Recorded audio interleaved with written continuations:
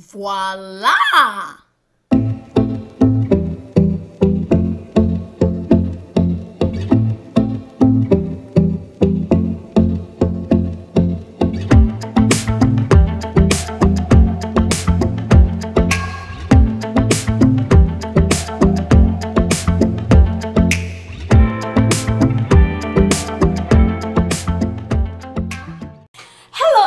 And welcome to the Amanda Natanda Show. I'm Amanda and thank you guys for watching. I am so super excited about today's episode because joining me today is our family and fertility lawyer here in Alberta. Help me welcome Lorraine Mlambo. Hi. Hi. Yeah. You look nervous right now. I know, it's so nerve-wracking. I'm like, people are watching me. But then you're always live. You're always doing a whole lot of things on social media. Hi.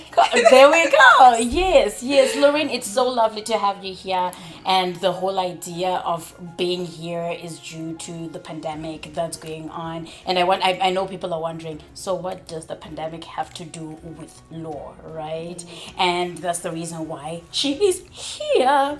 So we know that the COVID pandemic has caused major shifts in people's lives lately, right? And be it mental health, be it families, lots of divorces going on, and lots of deaths at the same time, right? And lots of people are separating, which is causing conflicts, which is where you come in. So when you mentioned that, you mentioned to me one time that there's actually a high rate of divorces happening because of the pandemic. Would you like to explain how and the stats, right? Because it's something that made me open my eyes to say, okay, I think we need to talk about this. Well, what's really quite interesting, Amanda, is what we know for sure is that the COVID-19 has had an extraordinary impact on families because we know they've been social, financial, psychological pressures that have been literally put onto these families, and invariably, yes, it is causing a number of challenges for families. Here in Canada, for sure, we don't have stats yet as to divorces. I mean, I certainly haven't seen any more calls on divorces, but what makes me anticipate that we will get divorces is when we look at other comparable jurisdictions. So we're looking at China, for instance. China started the COVID pandemic earlier than most people. But then China started to see a huge surge in divorces right when restrictions started to be lifted. Okay. Right. You see what I'm saying? If something is going to happen, I suspect it'll be at that time where restrictions are lifted and people are in a better position to be able to make those moves towards changing their lives. Because if you think about it, if someone's lost their job because of COVID-19, it's not going to be easy for them to move out the house. Or for sure, if they're cooped up with their partner all day long, how are they going to be able to make that phone call to call a divorce lawyer? I mean, it's just not going to work. So, honey, I need to divorce you today. It's just not going to work. I know, right? Yeah. So we do anticipate that's going to happen. So the biggest challenge we're facing right now is literally custody and parenting. And I think that one's very live right now because you have most people who are finding themselves in a place where they have this parenting arrangement. They're separated. They have a court order or they have an agreement, and now they're going to have to contend with COVID-19. Some parents are already anxious. We've had instances where parents have said to the other parent, well, hey, I don't want the child leaving the house because they might catch something out there, or I don't think you're going to follow the protocols enough. So in those instances, some parents have been able to withhold children, or they've tried to withhold children from the other parent, and that's definitely caused issues for sure. Well, the good news is some parents have been able to literally go with the saying that goes, the enemy of my enemy is my friend. So they've looked at COVID-19 as a common enemy, and they've banded together and they've decided to be flexible with the arrangements that they have with respect to their children, or kind of pause the whole let's separate, let's get into war. But then on the other side, you have another set of parents who are perhaps in that arena where they're fighting constantly. They just can't get along. Skepticism is high, suspicion is high, just complete mistrust, and those people are the ones that have been able to pose the biggest challenge. But fortunately enough, we've been able to find some case law some cases that have happened in other jurisdictions like Ontario and BC, whereby judges have been able to look at certain scenarios and then make decisions. And those decisions, especially for me as a family lawyer, act as a guideline as to how am I helping my clients and how am I advising them. I'll give you an example. There was one case that's been quoted a lot at the moment. We call it Ribeiro. It's an Ontario case from about a couple of weeks ago. This one was with respect to a mother who had primary residence of a 9-year-old, and the father was coming to see the child every so often. So when the pandemic started, mum was like, well, I don't want my child leaving the house, so dad, you can't have access. So dad went to court, and the judges made it quite clear. They said, okay, fine, we know there is a pandemic, we know children need to be kept safe, but it is important now more than ever to make sure children remain in a place where they're loved and they have support from all parents. The pandemic is not a blanket excuse for you to be able to retain parenting from the other parent. So there's definitely a balancing factor. So this judge, what the judge said in this particular case was that people need to continue doing what they were doing. If there's a parenting order, you want to make sure that you're following that, obviously, but subject to modifications that perhaps you make,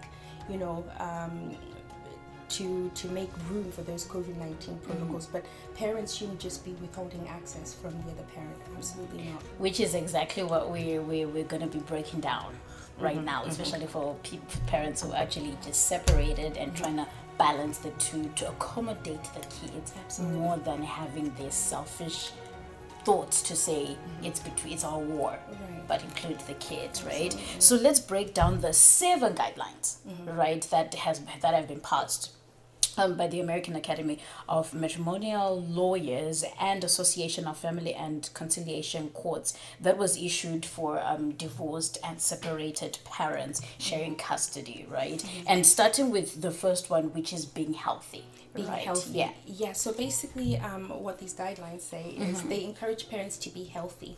Be healthy in terms of following any local or international guidelines as far as they relate to staying healthy, being clean, washing your hands, sanitization, and just modeling really good behavior for your children.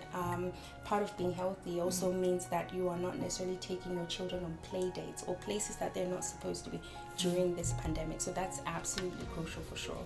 So then won't it cause, especially on kids, at least with parents, they can try and work around their mental health, whereas a kid, there's no way you can say this because they haven't experienced life that much to be able to control it. So how do they work around it to say no play dates at all anymore, right? Compared to, I can totally understand not going to maybe daycare. There are lots of kids, right? But let's say a play date, which is basically maybe my niece with my kid, right? Yeah. Well, that actually brings me to the second point, which is being mindful. Okay. So one thing to bear in mind, the second thing that these guidelines encourage people to do is to be mindful and being mindful of what's going on, taking into account the seriousness of this COVID-19, but then educating your children and just making them fully aware to say, well, this is what's happening, it is serious, but then at the same time you're not leaving the TV on 24/7 so that their anxiety is out. But leave that open channel of communication with your children so that they can talk about their fears, they can talk about what's going on, and you explain it to them in an age appropriate way. This is what's happening and this is why we're doing this. Right? Wow. Okay, I was on track. Be mindful. Yes, okay, that's number 2. And then so number 3 being compliant with court orders and custody agreements. Now that's between the parents, right? Yes, absolutely. So there is a presumption that if there's a pre-existing court order, that is in the best interest of a child. So with or without COVID-19, there's a presumption that you should be following court orders. Right. Obviously, subject to any modifications that you make because of COVID-19. So say for instance, if you have a parent who's been called away to work because of COVID-19, they're not going to be there for 14 days. Okay? Right. If you have to modify that to allow that parent to be able to go and come back, then do it. Or you want to be able to say for instance one of the parents tells you, oh, I have symptoms. Okay. If they have symptoms, then the other parent is saying, okay, you have symptoms. You know, the public health order in Alberta says, you know, you're supposed to isolate yourself for a certain amount of period. You go and do that. Right? Yeah. You go and do that. And then when you do that, come back, and then we go back. And so follow orders, but then modify, but allow modifications based on COVID-19 as best as you can, obviously cooperating with the other parent for sure. But then, so how about these people going through ugly fights, right? Mind you, this is not going to make it any easier. No, it's not. Right? So how are you dealing with it if it comes to your ears to say this person is being stubborn and not cooperating? Okay, then that's when we're going to court. So okay, the courts, when everything happened, the courts kind of they suspended normal activity and just allowed for urgent or emergent matters. So if there is an urgent matter and someone is not complying with the guidelines, they're not complying to the guidelines to the extent that it's putting a child's safety at risk, then we're able to go to court on an urgent basis and ask the courts to be able to assist them, right? If it means getting a police enforcement clause, it's not ideal, but there are measures that are you know, avenues to be able to address that, and the courts unfortunately are one of them. So pay attention. I know. Pay attention and be nice, be kind, because actually this is the moment that a lot of people are being kind. I know. At the same time, there are also some people who are being as stubborn as can be. Mean, absolutely. Right? Which is so crazy. So going to the next point, being creative, right? How do separated people be creative around this whole situation? In fact, I touched on it briefly when I mentioned being able to be creative. Yeah, be flexible, because you have to be creative. This virus is completely, it's new to all of us. It's uncharted area. Even for the courts, it's completely new. Yeah. So there is an expectation that people are going to be able to be creative with even their own parenting orders to say, okay, let's make modifications to allow our child to be safe.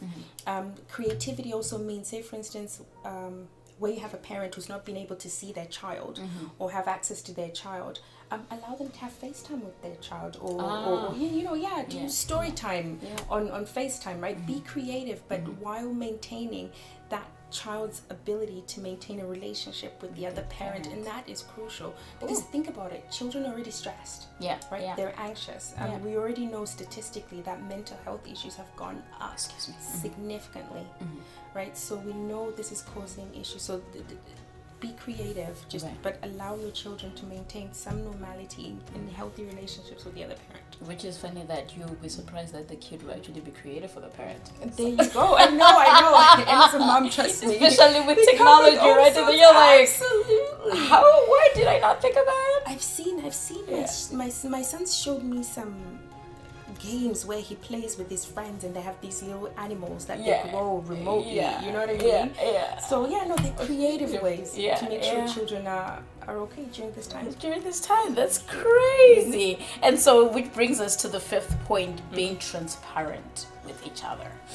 Absolutely. So when we say be transparent, it's be absolutely open and be communicative with the other party. And what I mean is, where you have instances, say for instance one parent has symptoms, okay, rather than just hold on to the children or have access to your children anyway, when you know you are sick, okay, it's not ideal.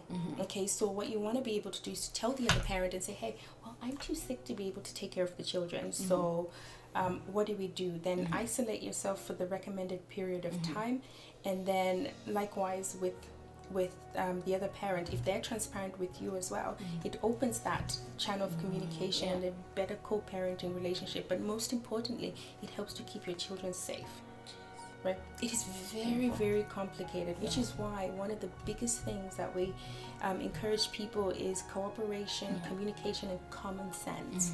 Right? There is no formula, Amanda. This is so difficult for lawyers, for judges, for courts, for everybody involved. Right? And also putting the judges at risk by forcing yourself to, after being stubborn, forcing yourself to be out there. I know there's social distancing, but you never know. You never know. You absolutely never know. That's crazy. So how about being generous? Be generous. In what way? How?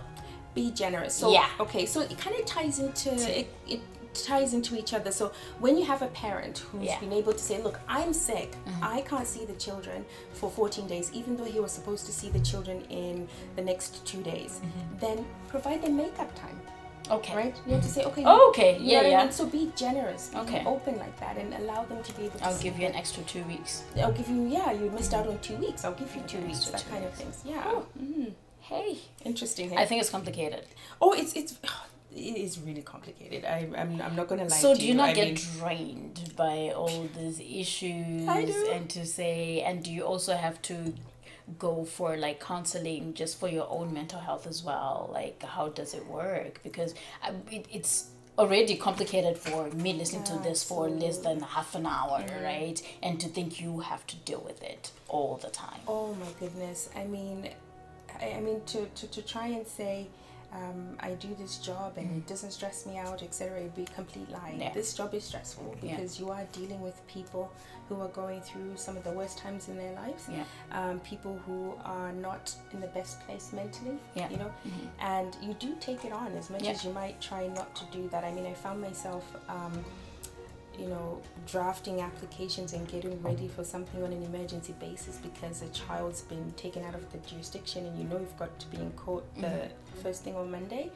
So it is stressful, no word of a lie. So what I do try and do when the gyms are open is work out more just to keep myself healthy. Yeah. And then speak to other lawyers as well to get that support. And then I also try and meditate here and there. It's just something I've been trying to do to kind of help me shut down, de-stress, so that I am healthier and in a position to be able to help someone else. I do try.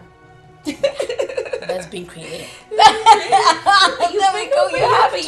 You have to. Yeah, because most jobs Absolutely. are really stressful too anyway. Oh my goodness. I mean, yeah, I know. I'm Just sure that yours is stressful I know, too. I mean, you I have to know. deal with people like me. Look at you like no, but yeah, we'll talk more.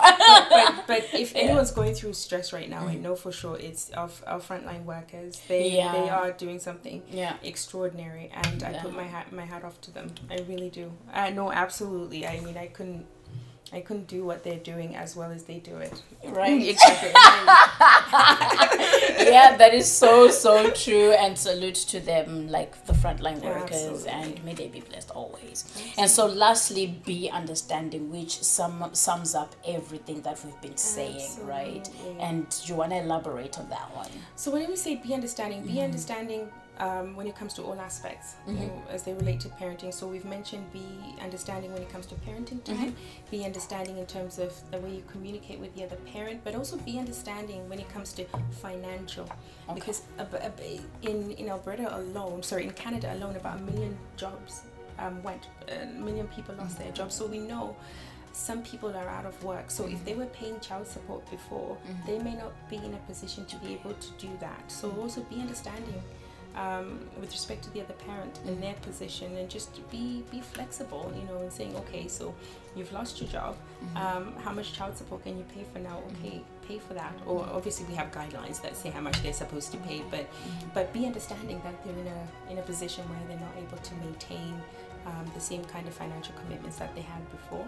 Right. Jeez, that's a lot. That is actually a lot. It really and is. just to handle to think before, during, and post the pandemic, and post is going to be interesting. So do you guys foresee the whole divorce rate being higher than normal? Oh yes, after.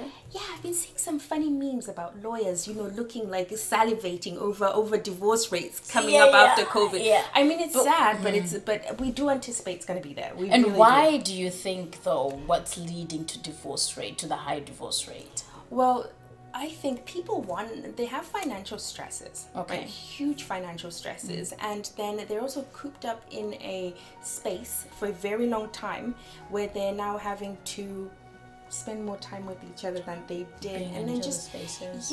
and if some people had pre-existing relationship problems, I read an article which compared this to putting relationships into a microwave. If they were suffering anyway, it just kind of makes the process quicker, I suppose. And as we saw in China, just as people were coming out of quarantine, divorce rates surged exponentially. So that's why we anticipate that's going to be there anyway. And one really awful fact that's recently happened, which really shows us that this is having a strain on relationships, is the extraordinary surge in domestic violence. I know. So the United Nations Secretary General described it as a horrific surge, because it really is that bad. It's horrible. To the extent that those like social services workers, they're really inundated with calls and lots of intake calls responding to issues of abuse, because people who were able to escape, or if their spouse was able to go to work or whatever, now they're in this space. Yeah, so we definitely know for sure that there is a strain on personal relationships, for sure. Right? And I suspect as soon as we come out of COVID-19, unfortunately, as it is, that they will be. Oh yeah, we do. Oh my gosh, this is interesting and very good information to share around the world, especially during this pandemic, you know, like that's going on around, and just to give each other an insight of what's really happening on the law side of things, right? Because I know a lot of people are looking on the health side of things, the frontline staff, which is so like the biggest industry right now, right? That's working hard at this. But that being said, we appreciate your time to even share. Anyway, to share the guidelines with everybody. Yeah. I mean, it's the least I could do. There are other people out there doing, you know, some good work out there, but it's just such a crazy time for all of us, Amanda. That is so amazing. And thank you so much for all the information and for just coming here just to share the bit that you had to share with us. It is so lovely. And we're gonna put her social handles for those who would like to follow Lorraine or look for help, seek advice, right? Like, it's always good to have legal advice if you're going through issues, because this is the moment where you have to think what's next. Oh, I have to add my footnote. I am a lawyer, my disclaimer. So this was by no means legal advice. Okay. For any sort of knowing for you, anything that you relates specifically to your matter, speak to a lawyer within your jurisdiction and find out the information that relates to you. This was just general information. General information. But if you need help, is my point. No, if you need help, okay, I practice law in Alberta. So I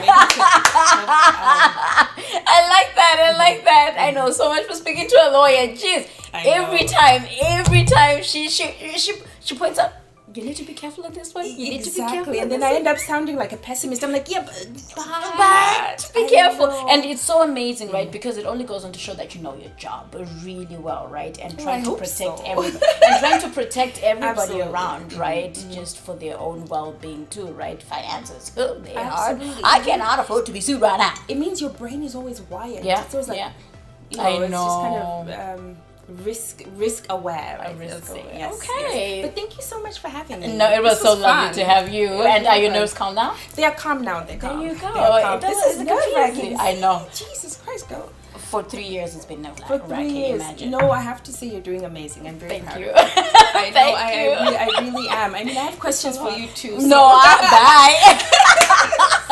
But anyway, it was so lovely to have you, and her social handles will be right down below here. And to the viewers, thank you so much for watching. Keep watching. If you haven't subscribed, please hit the subscribe button right down below here, and look forward for more interviews. And we're gonna be going